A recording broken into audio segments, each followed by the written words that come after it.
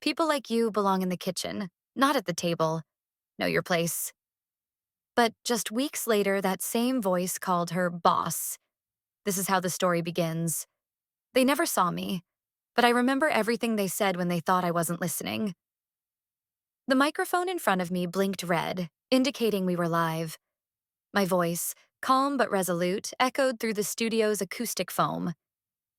Welcome to From the Kitchen to the Boardroom, a journey I never thought I'd share, but one I've lived in every breath, every silence, every swallowed word.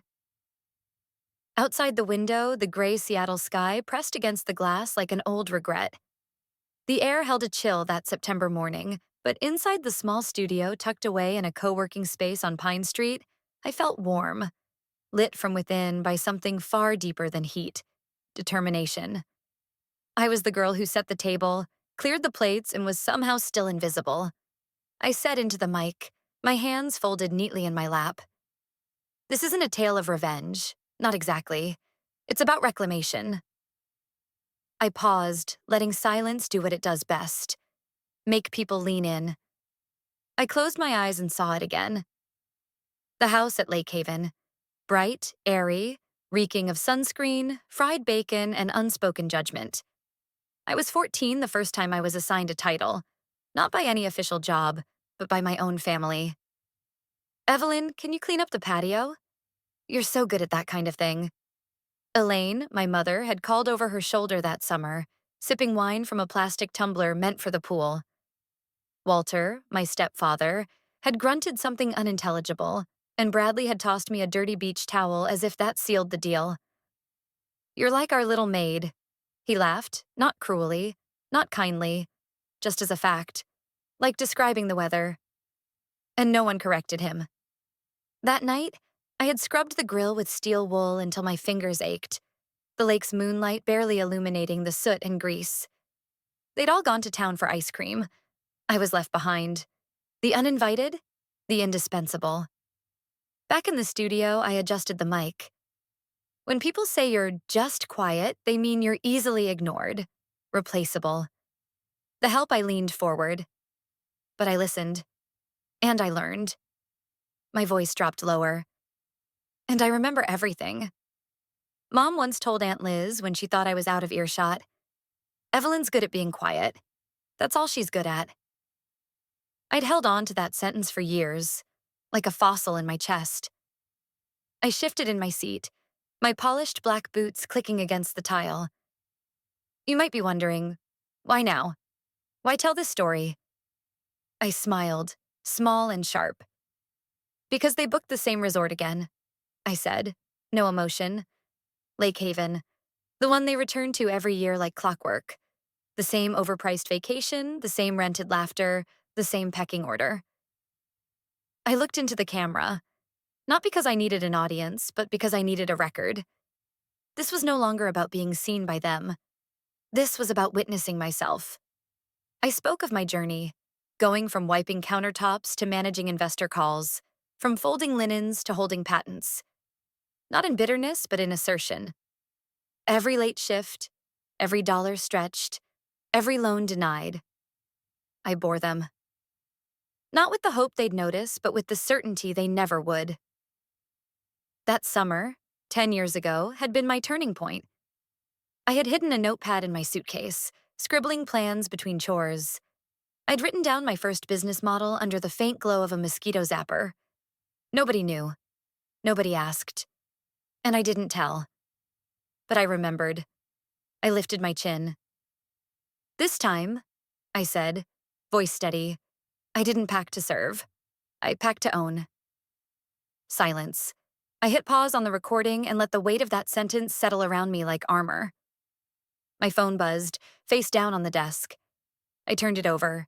Jasmine. My assistant. My closest ally. A text. Simple but seismic. They've booked Lake Haven again. June 16th. You ready?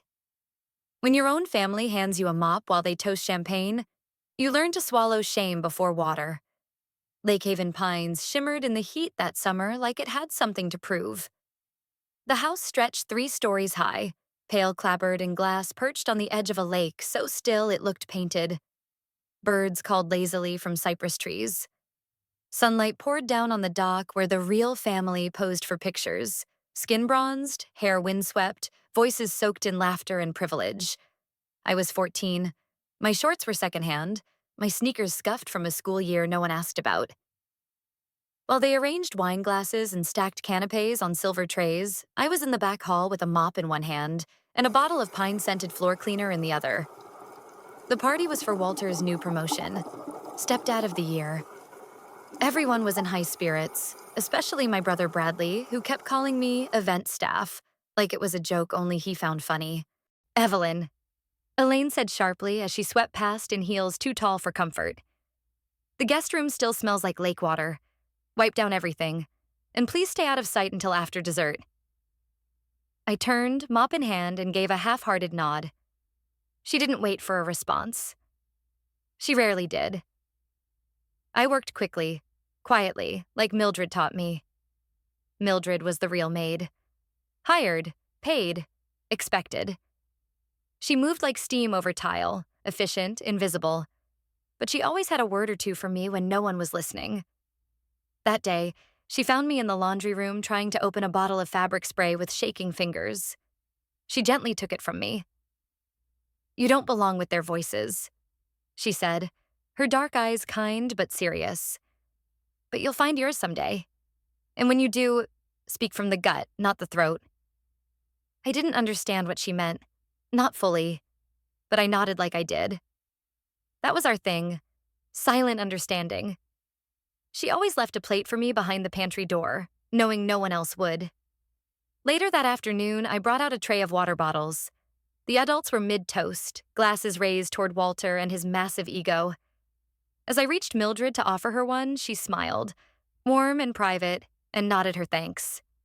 Elaine saw. The look she gave Mildred would freeze the lake. Her smile stayed frozen until guests had gone. Then the thunder came. Mildred was let go that night. No reason given. No references promised. No goodbye. I watched from the upstairs window as she walked to the bus stop with her shoulders squared, dignity intact but job stolen. I wasn't allowed to say goodbye. After that, I learned to disappear. At every meal, I waited until they were halfway through. I sat on the wicker bench in the kitchen corner and picked at what was left. No one asked what I wanted. No one asked anything. They assumed I liked silence because I lived in it. Elaine once told Aunt Liz, "She doesn't make waves. She's helpful. That's enough." Helpful. Not daughter, not child. A utility. At the next dinner, I reached for a bread roll and Bradley slapped my hand playfully. "You know guests eat first, right?" He smirked. Elaine didn't even look up from her salad. I tried once, just once, to sit closer to the patio table where the guests gathered with their martinis and their polished shoes.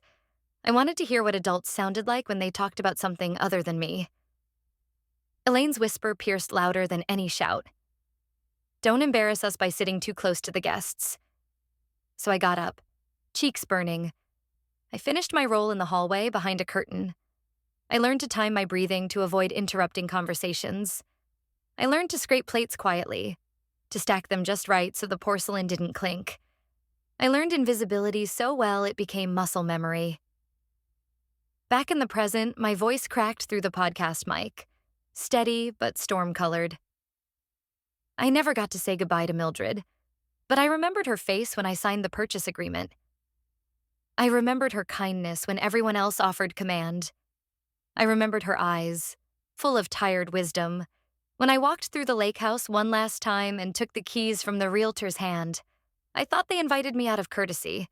They just needed someone to carry the ice chest.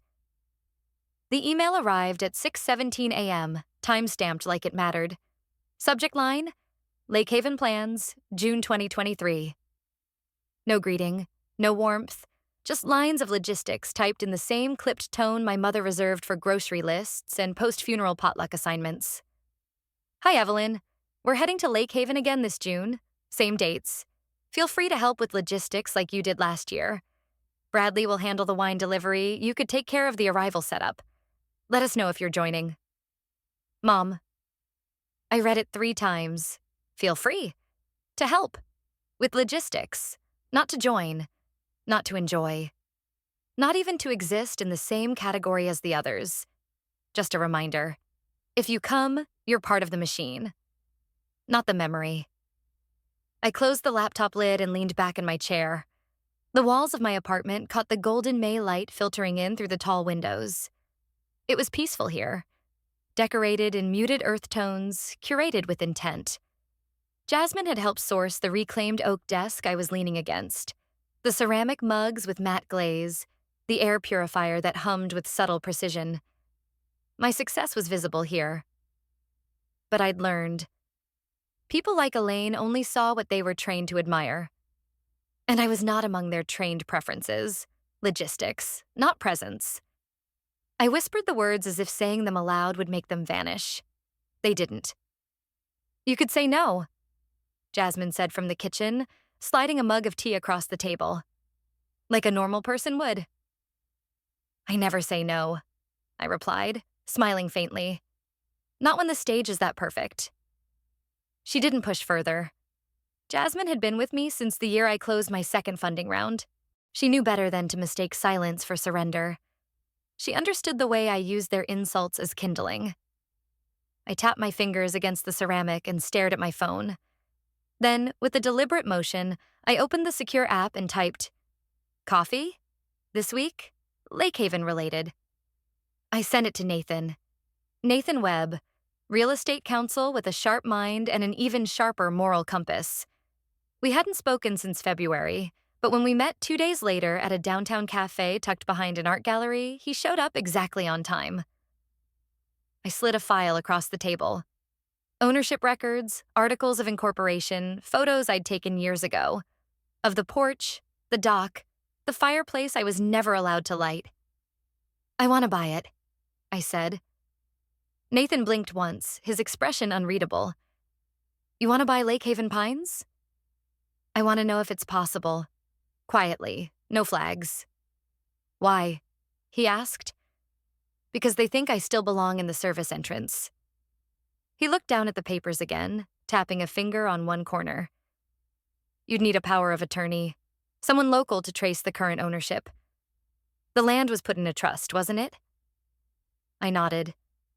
"That's why I need you. You know how to peel back masks." He studied me for a moment longer, then opened his briefcase and pulled out the standard POA forms. "You'll need to sign here. This gives me authority to access records. But Evelyn, this isn't just paperwork. This is symbolic." I didn't flinch. "So is a lock, and I intend to change them all." Back at my place, I stared at the blank walls. In one corner stood a painting I had commissioned, just strokes of dark blue and gold over raw canvas. It reminded me of nights spent cleaning floors while laughter rang from rooms I wasn't welcome in. I picked up my phone. Nathan had texted, "Preliminary search complete. You sure you're ready to own the place where they treated you like furniture?" I didn't respond immediately. I stared at the message, fingers hovering over the screen. Was I ready? I smiled. They'd invited me thinking I'd bring napkins. This year, I'd bring the deed. They greeted me like I was the hired help, and I smiled like the new owner. Lake Haven hadn't changed. The porch still moaned under the weight of carelessness. The shutters still needed painting, and the grass out front was cut in a rush, as though someone knew guests were coming and decided half effort was enough. That was the resort's secret. It was expensive, not because it was pristine, but because it belonged to people who pretended to value tradition. The car I rented rolled into the gravel driveway precisely at 9:01 a.m., dust curling behind the bumper like a ribbon pulled taut. No one came out to greet me. Through the front windows, I could see silhouettes moving.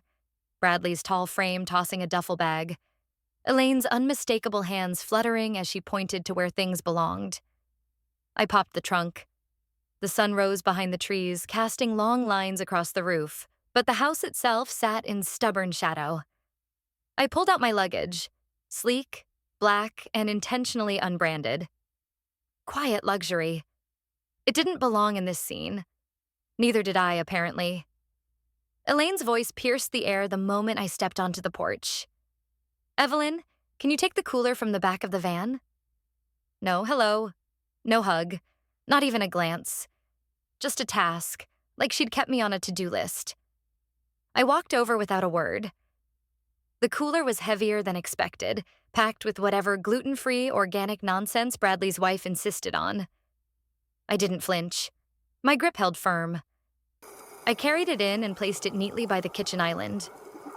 Bradley appeared, smirking as he swiped sunglasses off his face. Didn't know you were still on family trips. I met his gaze without blinking. I never left. He raised an eyebrow, then chuckled like I'd said something ridiculous. The kitchen hadn't changed either.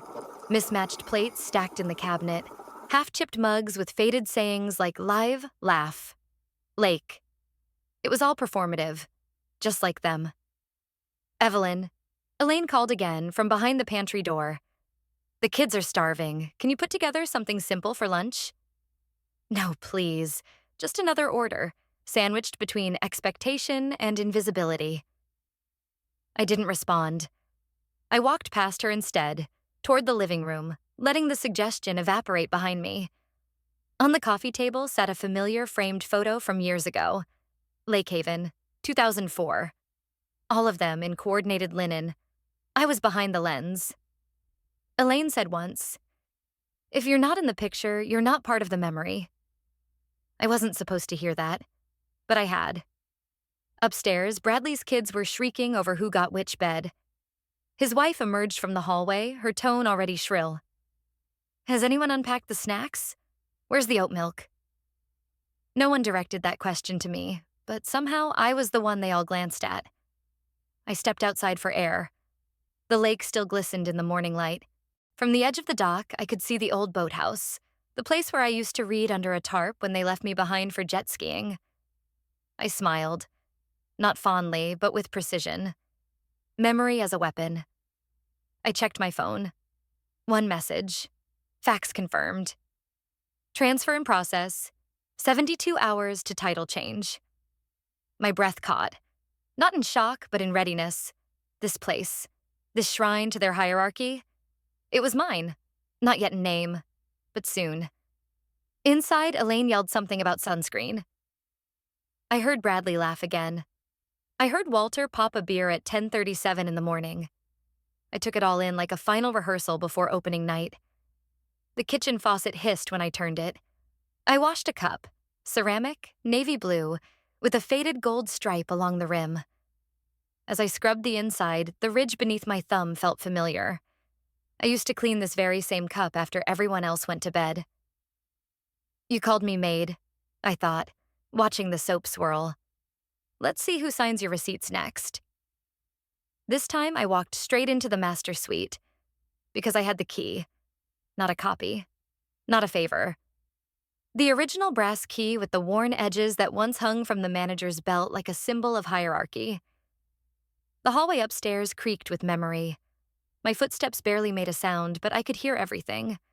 The hushed wind tapping against the window panes, the occasional laughter drifting from the lower floor where Bradley's kids were still watching cartoons far past bedtime. They didn't know I'd slipped away. No one did. This wing of the resort had always been locked after dark. I was 13 the last time I tried to sneak up here. I remembered the sting of Elaine's words. That's not for you, Evelyn. Stay where you're needed. Back then, where I was needed meant the kitchen, the laundry room, or nowhere at all. Tonight I needed answers. I pushed the door open. The air inside was heavier. Older, like it had memorized too many secrets. Dust hovered in slanted moonlight pouring in through thin lace curtains. The desk, still massive and colonial in style, bore the imprint of decades. I ran a hand across the surface. The grain of the wood met my fingers like braille, like it wanted to tell me things no one ever dared read aloud. Behind the desk was the file cabinet. Locked.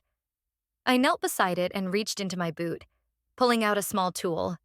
Slender, sleek, more surgical than criminal. Nathan had given it to me. Just in case they forgot to hand you everything they stole, he said with a wink. I didn't laugh then. I just kept the tool. Click. The drawer rolled open with a reluctant moan. Inside, Folders neatly labeled in fading ink. Maintenance, staff contracts, supplies. Nothing screamed relevance. Then I saw it. A red tab. No label. Just a folded piece of masking tape stuck over the corner. I pulled it out and laid it flat on the desk. My name was the first word I saw. Not Evelyn Parker, just Evelyn. Date: July 2007. Loan application. Borrower: Evelyn Parker. Except I was 14 in July 2007. The pages trembled as I turned them. Attached was a forged signature, mine apparently, authorizing a line of credit for business expansion. Another form, notarized, transferred debt responsibility from Evelyn Parker to Walter Halberd for restructuring purposes. Then came the deed, Lake Haven Pines. Original holder, Charles Yates, deceased. Transferred to Walter Halberd in 2011, then transferred to Bradley Halberd in 2017 as part of an interfamily asset consolidation. All under silent consensus, all on paper. I wasn't invisible. I was instrumental. I sat down in the old leather chair. Its back squeaked in protest. I didn't care. I opened my phone and hit Jasmine's name. It rang once. Then her face appeared, framed in the soft glow of her apartment. "You okay?" "I found it," I said. "Exactly what we need." I angled the phone down so she could see the papers. Her eyes narrowed. "They used your name?" I nodded. They bet no one would check the invisible girl. Jasmine exhaled, slow and steady. "We're going to burn them with this." "No," I said, voice cold. "We're going to bill them." I ended the call and scanned the rest of the folder. Attached near the back was a photo. Aged, its edges curling. It was a group shot of the resort staff, taken sometime in the 90s. The linen uniforms, the stiff posture, the hollow smiles. And there, fourth from the left, was Mildred. She looked younger, but it was her. Still proud. Still standing slightly apart from the rest. I touched her image gently, the way one might touch the edge of a gravestone. I had never been allowed to say goodbye. Folded inside the folder was a handwritten memo. I knew the handwriting. Walter's. "Use Evelyn's name. No one checks the invisible girl." I didn't cry. I didn't speak.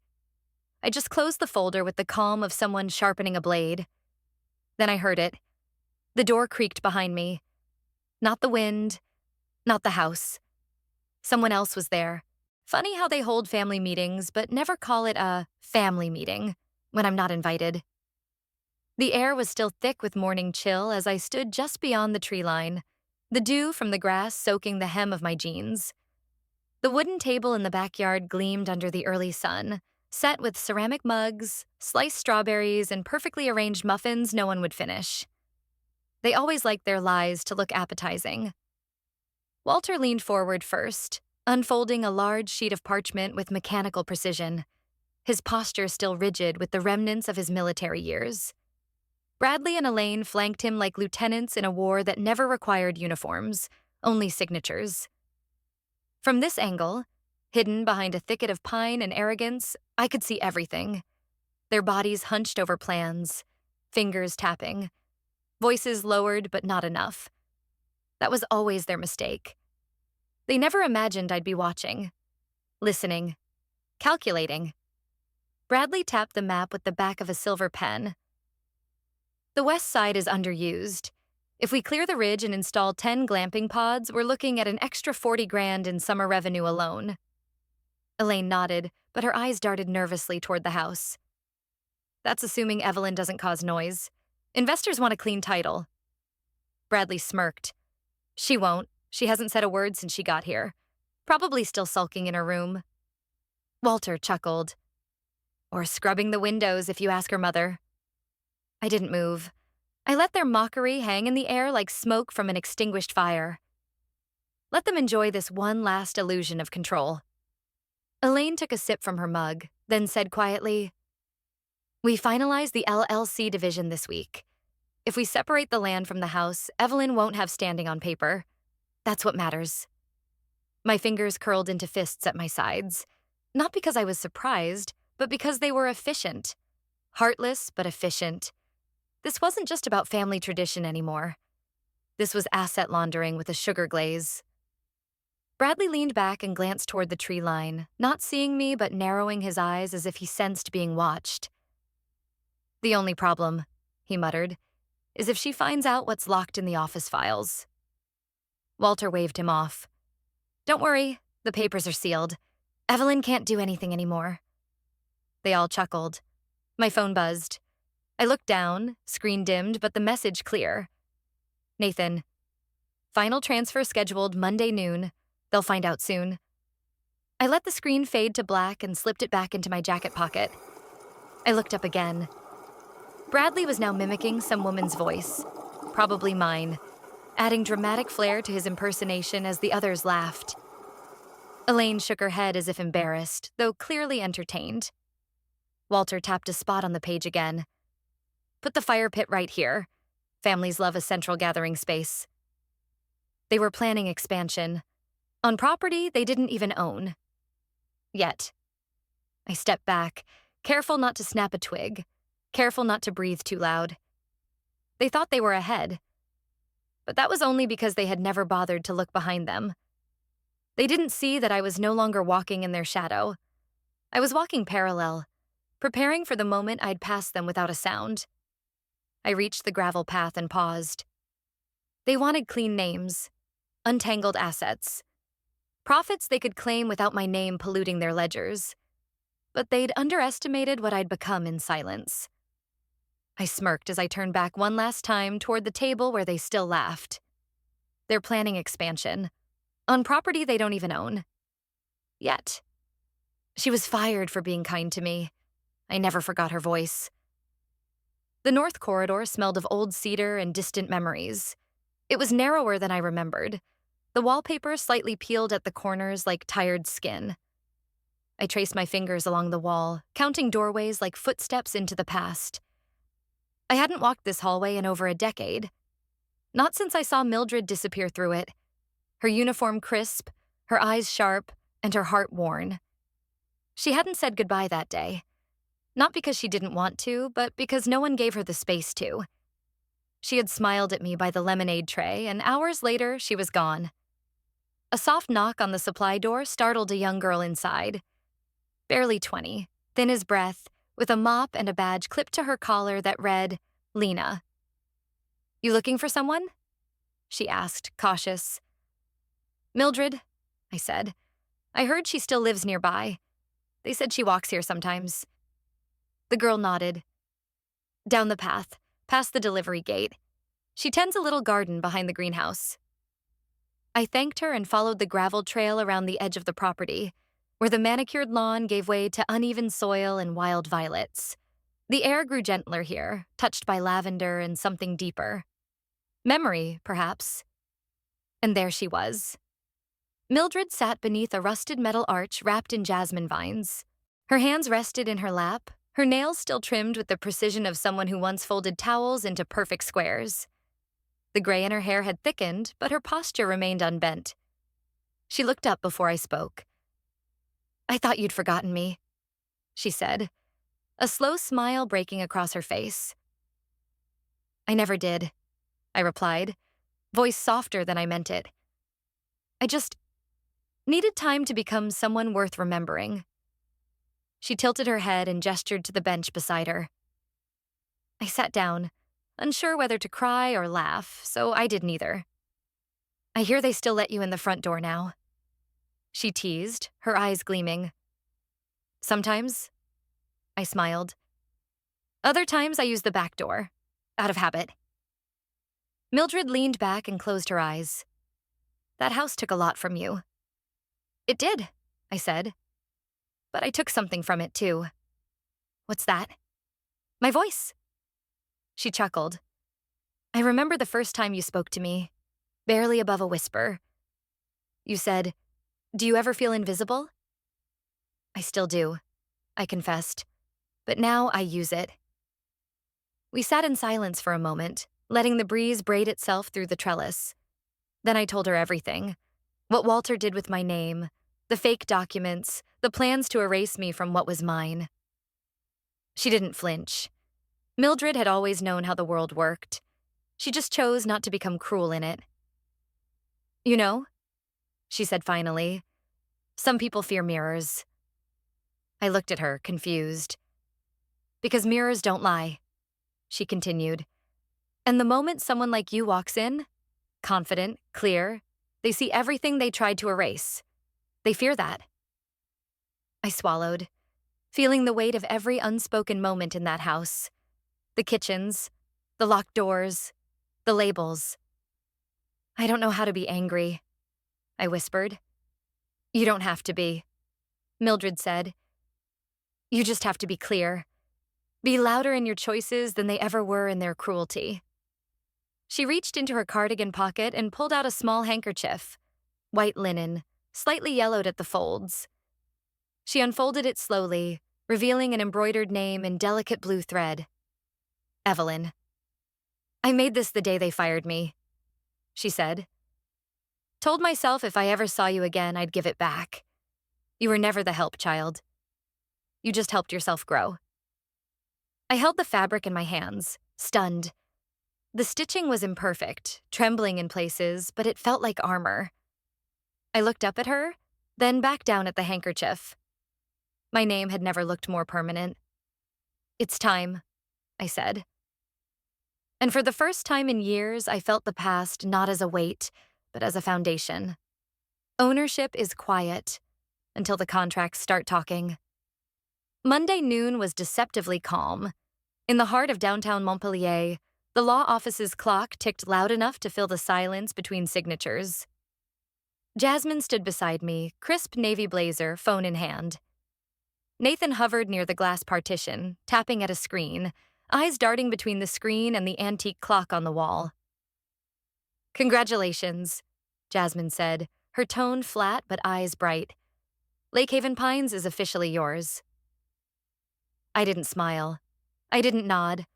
I just let the words settle into my bones like heat in the floorboards. So many years of standing on that land like it was borrowed, being told where I could walk, what I could say, who I could be.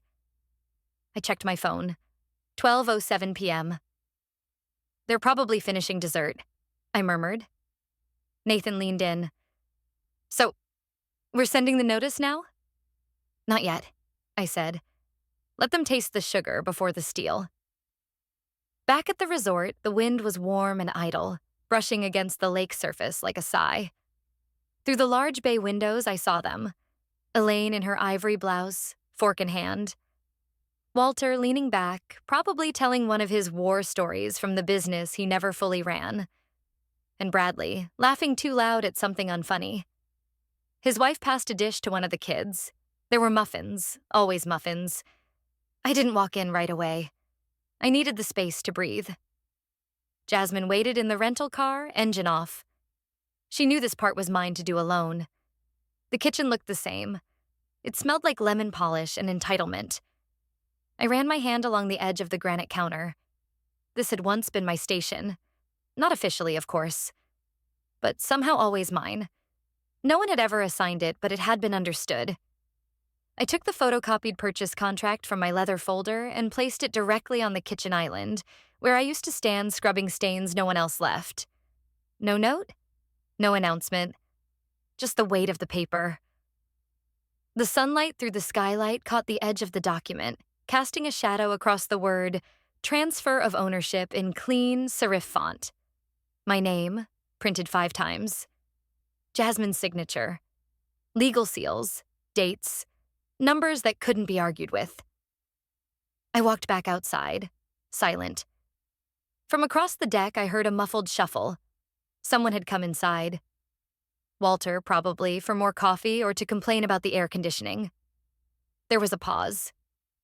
Then a voice, muted, edged. Why is her name here? I didn't turn around. I just stepped onto the grass, inhaled the scent of the lake, and let it fill the space that shame used to occupy. In that moment, I didn't need to shout. The paper was already screaming. They built a fire for stories.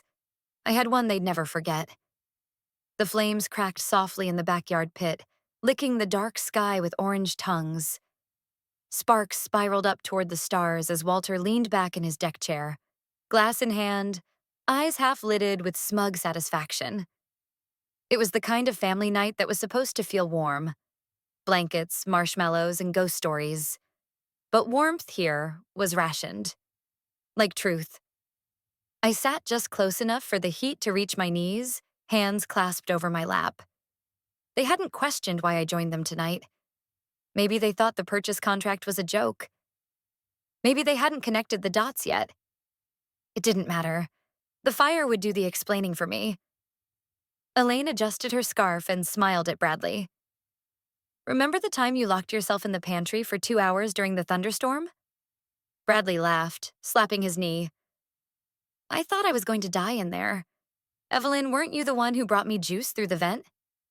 I said nothing. Walter chimed in. You were always good with your hands. Practical. There it was. That word. Practical. As if all I'd ever been was a utility. I let them talk. 20 minutes. I let them bask in the past, rewrite history with velvet gloves. Elaine passed around warm cider, and Walter tossed another log into the pit. It hissed like something boiling underneath. Then, when there was a lull, I leaned forward. Just a little. I've got a story, too. Elaine blinked. Oh? It's short, but I think it'll stick. They all turned toward me, caught off guard. I pulled a folded paper from my coat. Jasmine had printed it for me. Clear, black ink on textured ivory. I didn't unfold it right away. I just looked at it, then at them. This is a note I found in the old office upstairs, I said slowly. Dated August 12th, 2014. Written by someone who didn't think I'd ever see it. I opened the paper, smoothing the crease with one finger.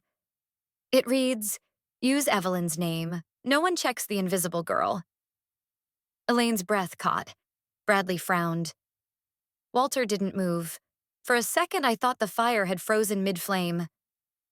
I didn't recognize the handwriting at first, I continued. But Jasmine ran it through a scanner. It matched yours, Walter. He blinked, eyes darting from the paper to me. I don't recall.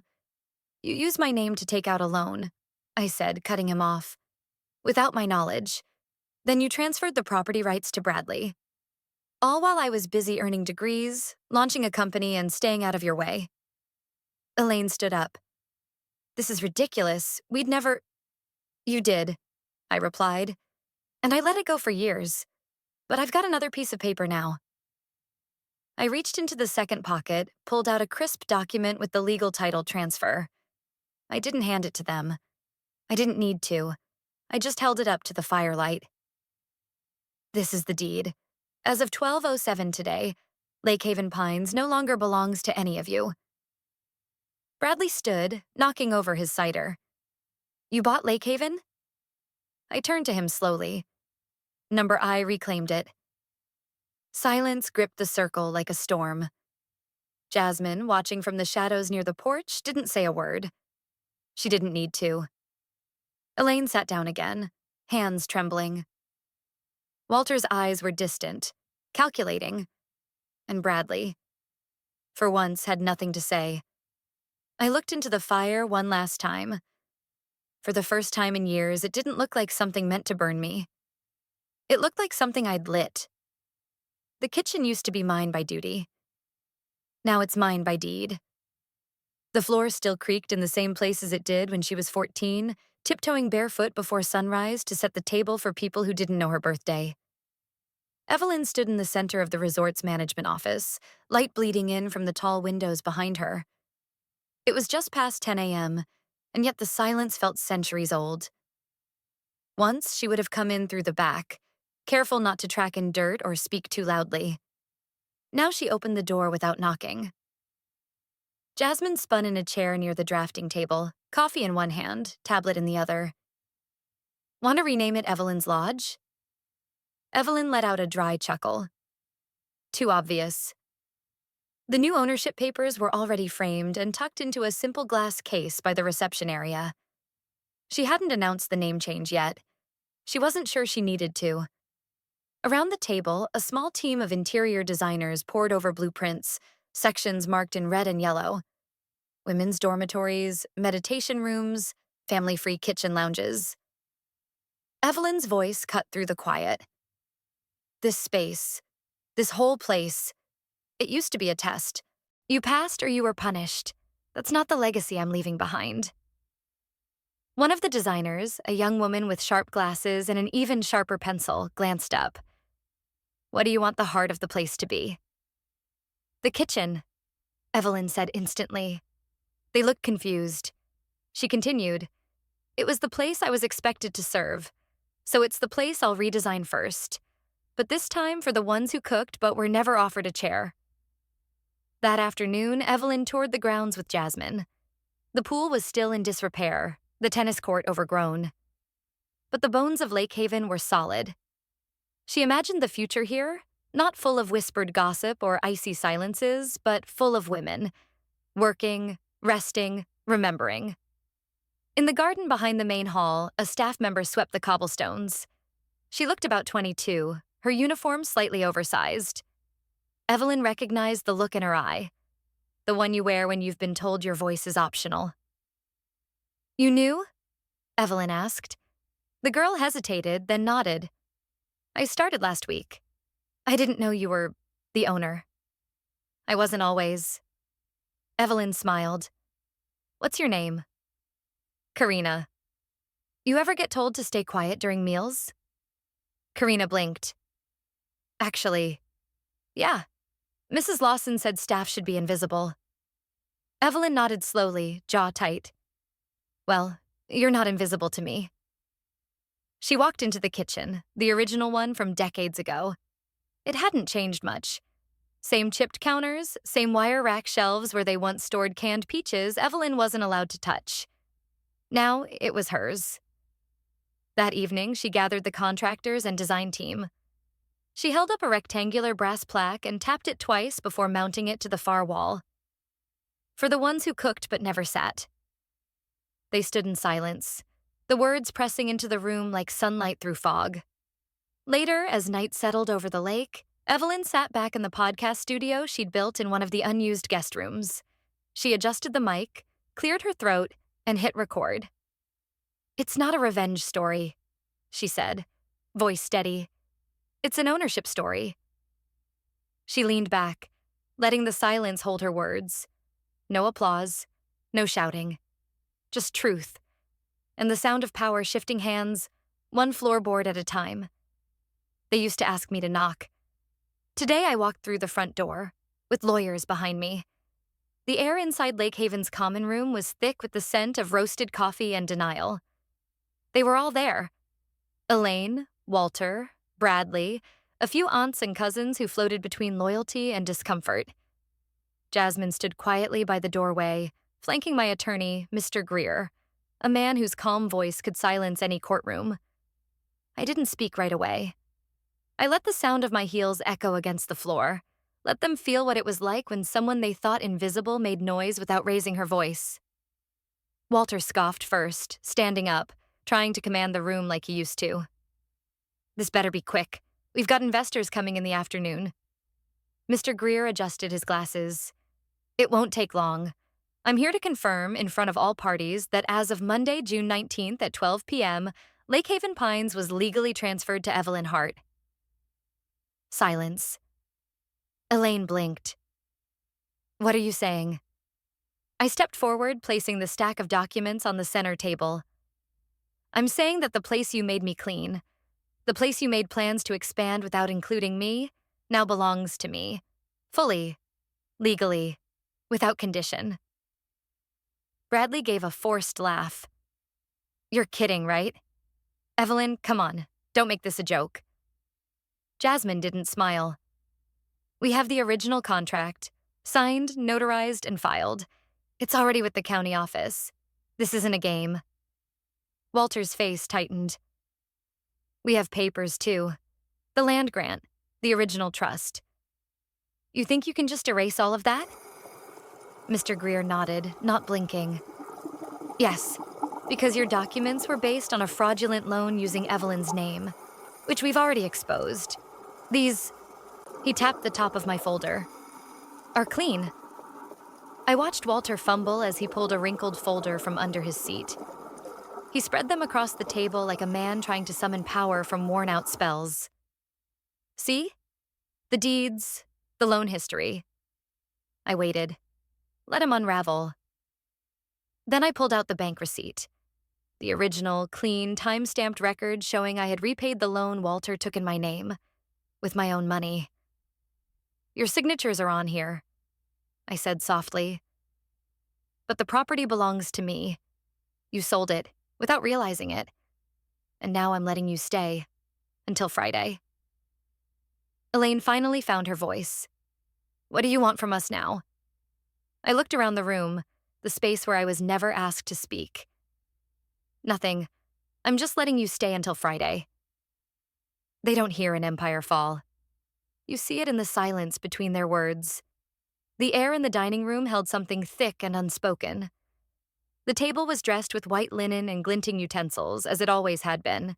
But the hierarchy had shifted, and the people who once gave orders now poked at their food like uncertain guests.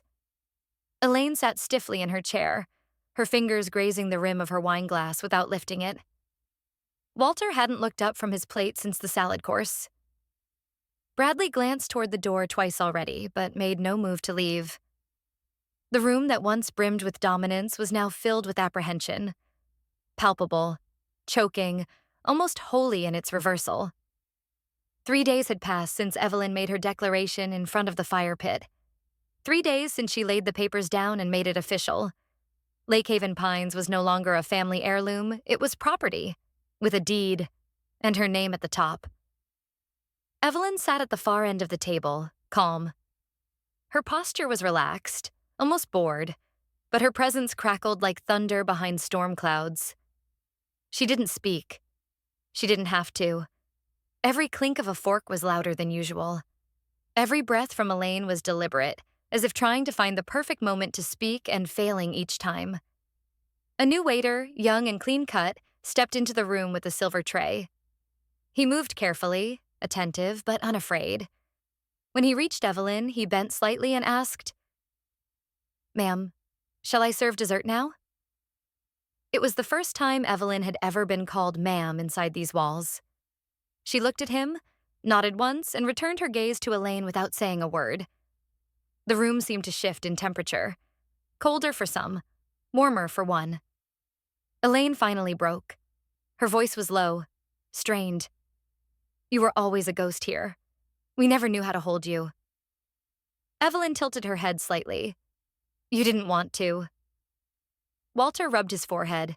His fingers trembled. He had once managed this place with military precision, barking orders, correcting table angles. Now he couldn't muster a glance at the woman who now owned it all. "You've made your point," he muttered. "No," Evelyn replied softly. "The point made itself. I just cleared the fog." Bradley stabbed at a piece of roasted carrot. "You didn't have to do it like this." Evelyn let out a small laugh, devoid of humor. "You mean quietly? Without throwing plates? Without lawsuits and tabloids?" Her eyes gleamed. "I learned from the best. From watching you all silence me every summer, every Christmas, every time you spoke over me like I wasn't even seated at the same table." Elaine's voice wavered. "We were trying to protect you. You weren't ready for all this responsibility." Evelyn's smile was tired now. "You kept me out because you needed someone to scrub your memories clean. And I did. I did it so well you forgot I had hands." The dessert arrived. Pear tart and coffee. Nobody touched it. Elaine finally reached for a spoon, but stopped. She looked at Evelyn across the long table, her eyes damp. "We made mistakes." "Yes," Evelyn said plainly. "And now you're sitting in them." The silence that followed wasn't empty. It was weighted with years of dismissal, erasure, and rewritten history. But now, Evelyn was the author. Outside, rain began to fall, a soft patter against the large windows that framed the dining hall. Evelyn watched it for a while before rising. Elaine blinked. You're leaving? Evelyn looked over her shoulder. I'm not haunting. I'm renovating. ChatGPT, Janoi, Trong Nam, Hoek Shoa Tentoi. Now it's engraved in metal outside. The sky was soft with clouds, the kind that let sunlight through in thin ribbons. The breeze off the lake carried a scent of pine and damp earth, mingling with fresh paint and lavender from the flower beds Evelyn had insisted on planting along the walkway. The old sign that once read, Lake Haven Pines, a family retreat, had been taken down 2 nights ago. In its place, now gleaming against white stone, was a new bronze plaque. Heart's Rest, a space for the women they forgot. The letters were deep and deliberate, almost proud. A modest crowd stood on the gravel courtyard. Jasmine adjusted the mic, giving Evelyn a brief nod. Ready? Evelyn looked around. There were no banners, no fanfare, just purpose. Women of different ages stood in small groups, some in tailored suits, others in sweaters and scarves, many with eyes that carried old wounds but walked with new strength. They weren't Evelyn's family, but they were her people. The ribbon stretched across the entrance to the newly converted wing of the resort, formerly the private family quarters. Now it held rooms named after women who had once served here but were never thanked. There was a Mildred suite, a Louisa room, and one simply titled E. Evelyn didn't stand behind the ribbon. She stood beside Mildred. The older woman wore a deep navy dress and clutched a simple white handkerchief in one hand, the same one she'd given Evelyn years ago. Her hair had gone silver, but her eyes were sharp. I thought I'd never walk through that gate again, Mildred whispered. You're not walking through it, Evelyn said. You're opening it. With a nod, Evelyn handed her the scissors. Mildred raised them with steady hands. The crowd hushed. Snip. The sound was soft, but in Evelyn's ears it roared like thunder. Applause rose gently. Jasmine stepped forward to welcome the guests, but all eyes turned when a few unfamiliar figures appeared beyond the tree line. Her family. Elaine stood in a pale cardigan, fingers wrung together. Walter walked slowly behind her. Bradley, surprisingly, had come alone. They hadn't been invited. Evelyn hadn't needed to exclude them. She simply stopped chasing their attention. They lingered at a distance, just outside the official circle, watching the ceremony unfold like tourists in their own history. Jasmine announced the next part, a short dedication by Evelyn. Evelyn stepped forward, microphone in hand, gaze firm but steady. This space is not revenge, she began. It's memory. For every woman who cooked but was never asked what she wanted to eat. For those who cleaned up after joy they weren't part of. For those who were told to be quiet. Because quiet meant acceptable. She looked directly at the bronze plaque. We don't rebuild what they broke. We build what they can imagine. The women around her nodded. A few investors clapped softly. Others whispered affirmations to each other. Commitments were signed. Smiles exchanged. A quiet power radiated from the soil upward into the hands of every woman standing there. Then, Bradley stepped forward. Slowly, hesitantly. Evelyn caught his movement and turned. They locked eyes. He stopped a few steps away, hand half lifted, like he might speak. She nodded at him once, giving permission, but said nothing. Bradley opened his mouth, closed it again, and lowered his eyes. He turned back, not returning to his family, but lingering a few steps behind them. Watching. Processing. Elaine, eyes glassy, stepped closer to the edge. Her voice, barely audible over the breeze, reached Evelyn. Did we lose you forever? Evelyn didn't answer. She simply turned, away from the people who had once closed every door, and walked into the place she built where no door was ever locked again. Once they leave, the silence they gave me finally feels like peace. The gravel crunched under tires, one car after another pulling away from the lodge. The morning was cool, the sky washed in soft gray, as though even the clouds wanted to remain subdued. Evelyn stood at the second-floor window, arms crossed gently, watching without emotion as the vacation ended. though for her it had barely begun. Bradley was the first to leave. He didn't say goodbye. Just loaded his bags into the trunk and nodded vaguely toward the building before backing out of the lot. Evelyn didn't wave. They had exchanged more truths this week than in their entire lives. And yet, it wasn't anger that lingered. Just distance. Unchangeable and final. Walter came next. His gait was slower, his hand resting longer on the top of the car door before he opened it. He glanced up once, scanning the balconies. Their eyes met. He didn't smile. He didn't frown either. Just a pause, just enough time for Evelyn to wonder if he would say something. Apologize. Acknowledge the betrayal, the years, the silence. Instead, he nodded once, a military habit he never lost, then climbed into the car and drove away. Elaine was last. She took her time, folded her cardigan over her shoulders, placed her suitcase in the trunk with more care than was necessary. She wasn't ready to leave, not really. She walked toward the steps, paused at the edge of the courtyard, then turned toward the entrance. Evelyn stepped out quietly. They stood facing each other, the wind tugging gently at their clothes. For a moment, the mother and daughter shared something wordless, suspended in the air like dew not yet fallen. Elaine's voice was low. Maybe we didn't know you.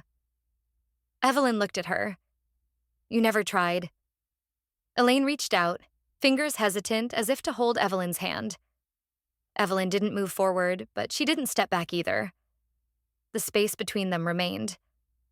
Not closed by touch, but not torn either. Just there.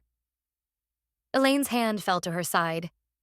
She gave a final look, filled not with bitterness, but with the weight of everything unspoken, and turned away.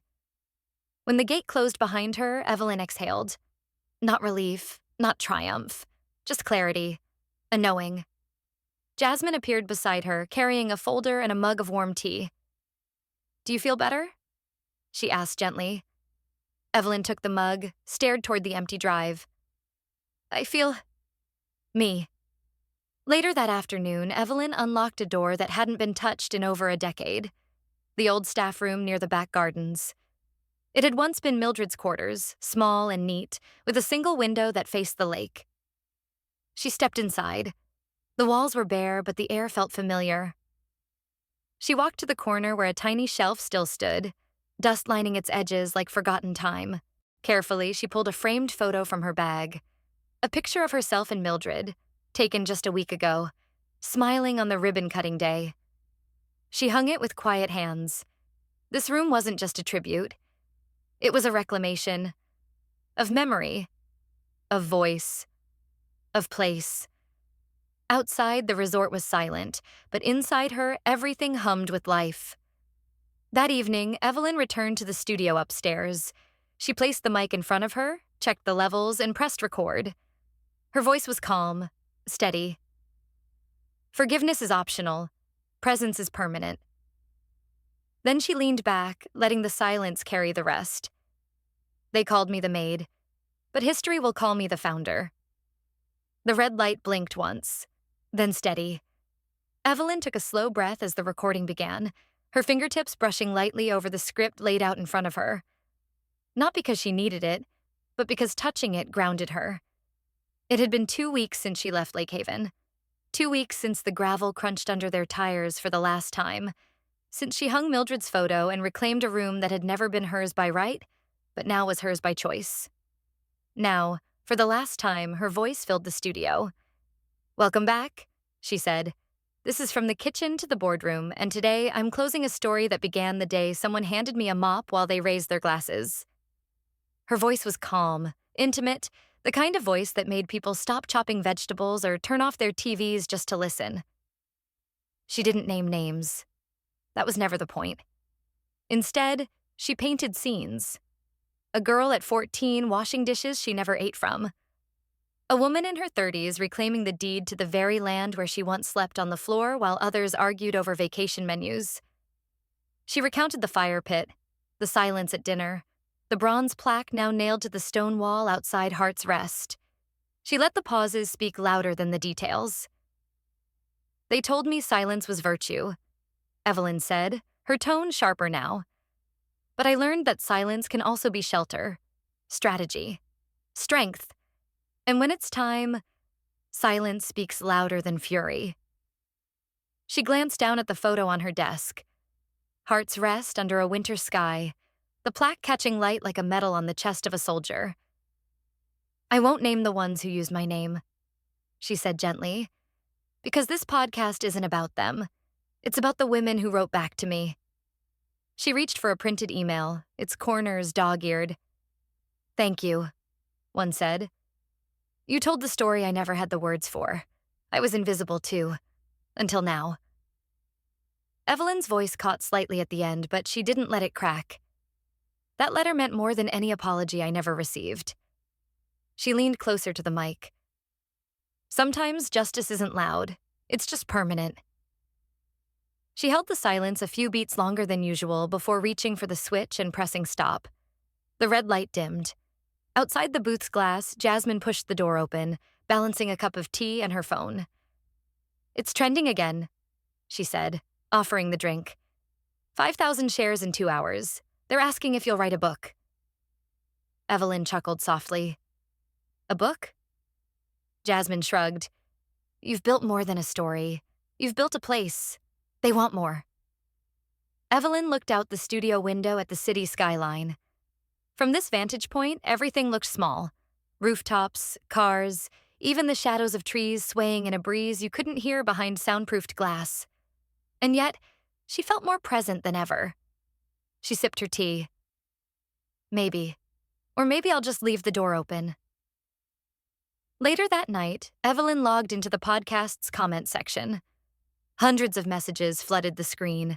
Stories of daughters, sisters, aunts, women erased, overlooked, asked to serve and never thanked. Her eyes landed on one that simply said, "You gave us back our names." She clicked like. Then she opened the photo again. Heart's rest beneath early snow. She traced her finger along the words carved in bronze, then whispered to no one. The story ends here. But the space is open. The girl they called invisible didn't raise her voice. She raised the foundation they stood on. Lake Haven was no longer a place of exclusion, but of quiet reckoning. Like the echo of a name once erased, justice returned not as thunder, but as the deed in her hand. When injustice is met with unwavering courage, the final verdict can echo through a lifetime. If this story moved you, like, share, and subscribe, and drop a comment below. Type 1 if you felt seen. Type 2 if you think justice wasn't enough.